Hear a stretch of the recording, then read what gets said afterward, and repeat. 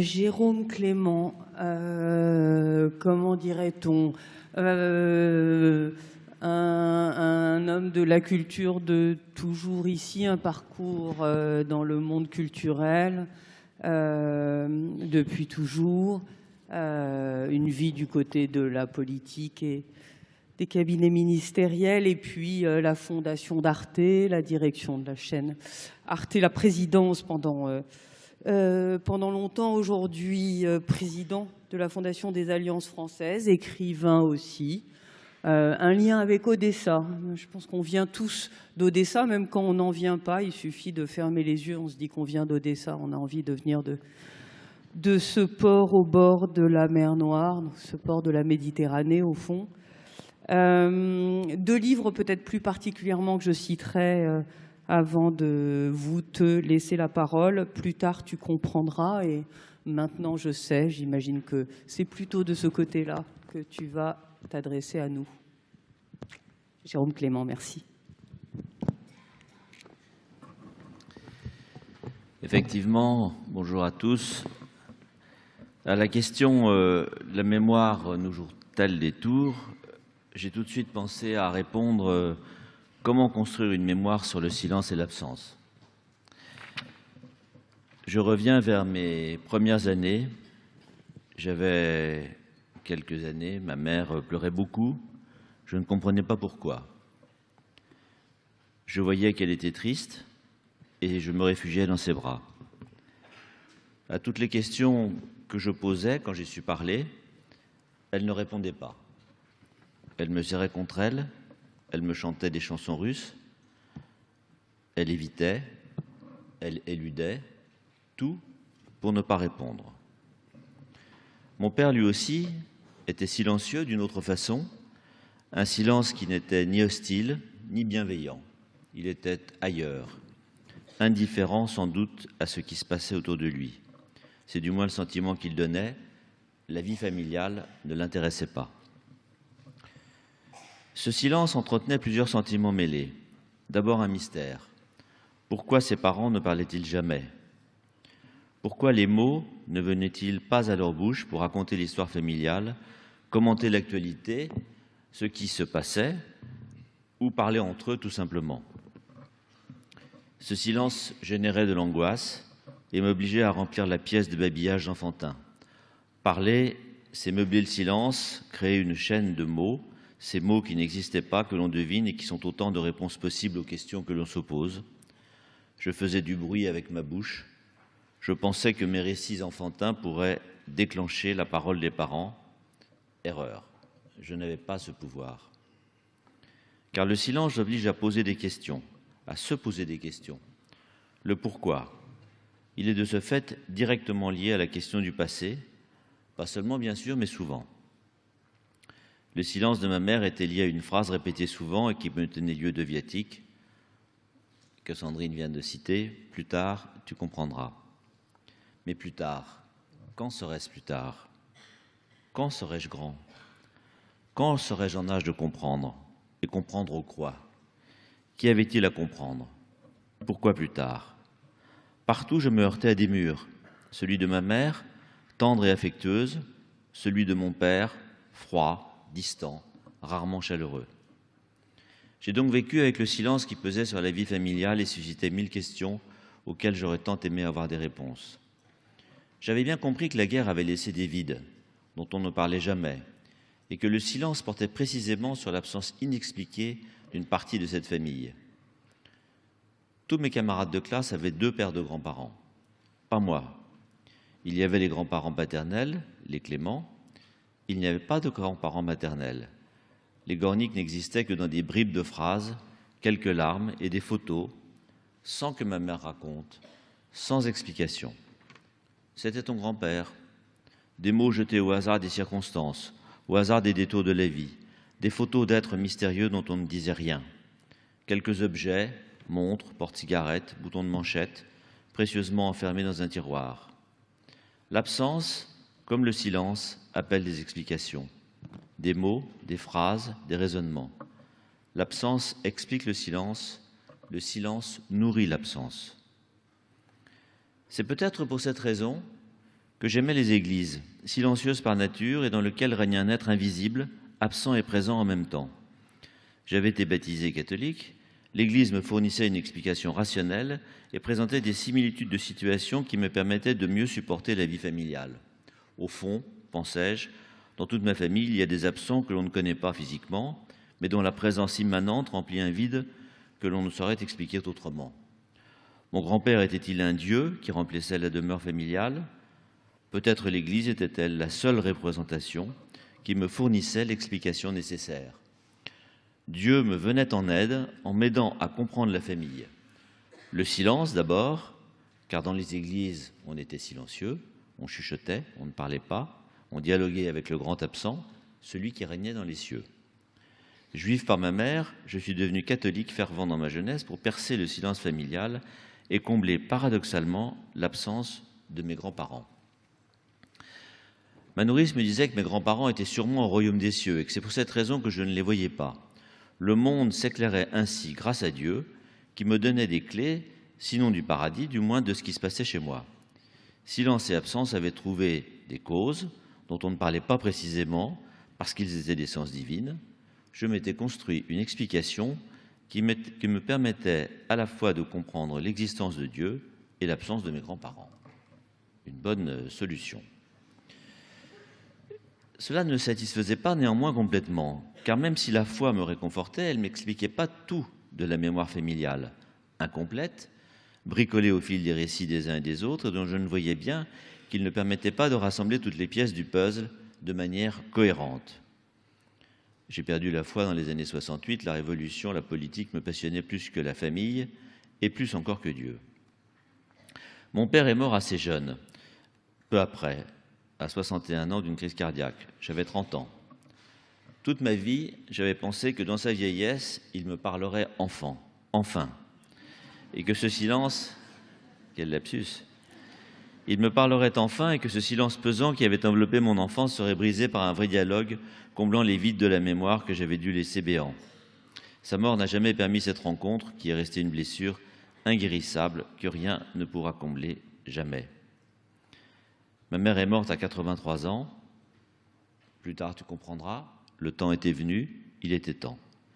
Et seule sa disparition, créant une autre absence, pouvait me permettre d'accomplir enfin ce travail essentiel pour partir à la recherche de son histoire, de leur histoire, de mon histoire, de la mémoire.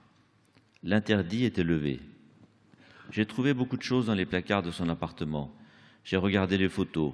J'ai lu attentivement et presque compulsivement pendant des semaines, des mois, lettres, documents administratifs, jusqu'aux feuilles d'impôt qui m'ont permis de comprendre ce que peut être un État, le pire et le meilleur, cet État qui réclamait à ma mère après la guerre de payer l'impôt de solidarité nationale pour les biens détenus par mes grands-parents, entre-temps morts à Auschwitz.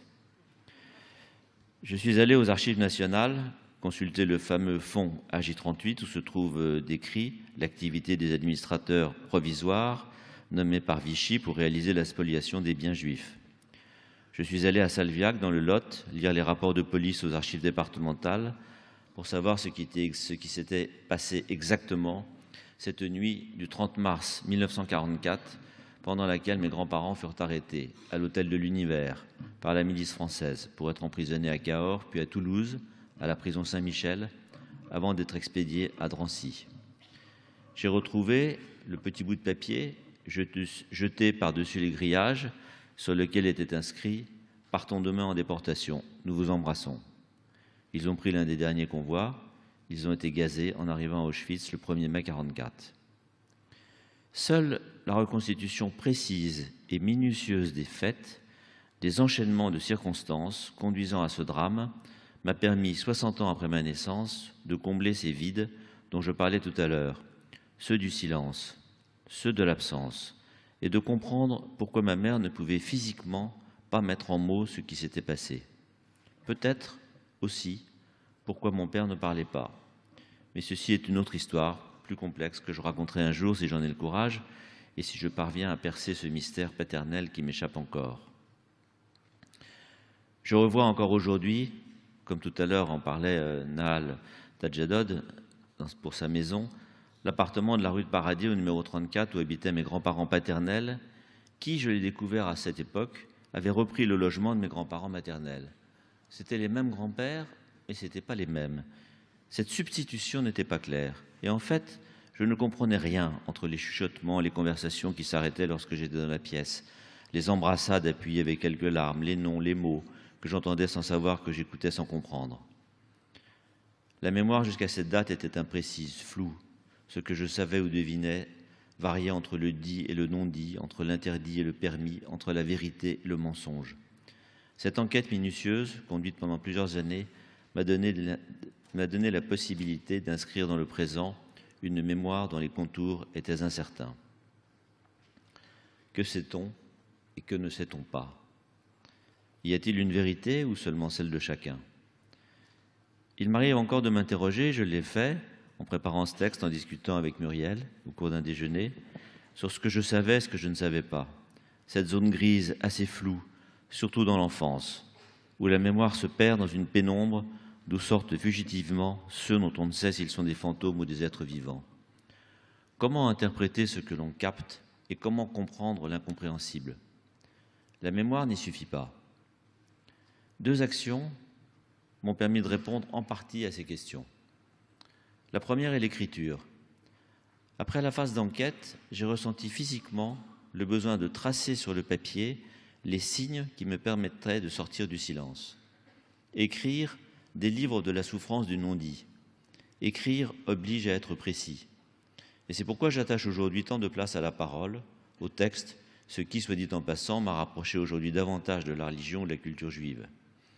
Écrire pour moi, mais pas seulement, publier aussi.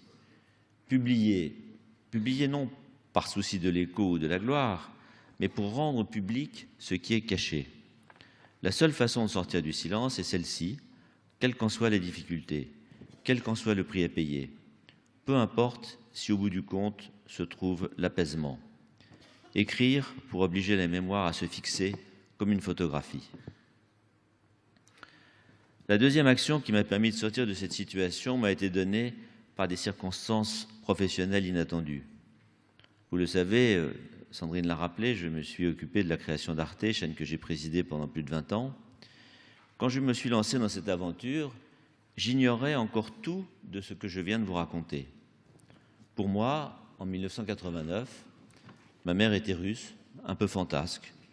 Je savais que ses parents étaient morts juifs pendant la guerre, mais le silence enveloppait cet aspect de ma vie, de la sienne, et ça ne m'intéressait que moyennement à l'époque où je construisais ma vie, où j'avais soif d'action. Un tiroir à ouvrir plus tard. Il me fallait réussir dans la société française.